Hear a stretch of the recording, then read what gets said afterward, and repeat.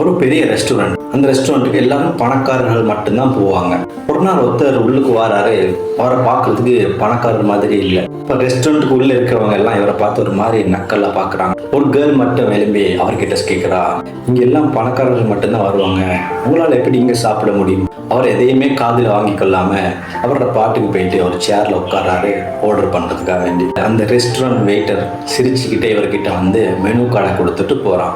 அந்த restaurant manager அந்த வெயிட்டரை கூப்பிட்டு, அவர்கிட்ட பே பண்றதுக்கு பணம் இல்லைன்னா அவருடைய மொத்த பில்லே நீ தான் பே பண்ணணும். அவனும் அந்த நபர்கிட்ட போயிட்டு அந்த மெனு கார்டை கொடுத்து, உங்களுக்கு இதுல எது வேணுமோ சாப்பிடுங்க, உங்களோட மொத்த பில்லே நான் பே பண்றேன் அப்படின்னு சொல்றான். அதுக்கு அந்த நபருக்கு ஆச்சரியப்படுறாரு, பட் சந்தோஷமும் படுறாரு. அவர் சாப்பிட்டு முடிஞ்சு அந்த வெயிட்டரை பார்த்து சிரிச்சுக்கிட்டு, நான் யார் தெரியுமா? இந்த ரெஸ்டாரண்டோட ஓனரே நான் தான். நான் இப்படி வந்ததுக்கான காரணம் என்னுடைய ஸ்டாஃப் ஏழைகளோட எப்படி நடந்து கொள்றாங்க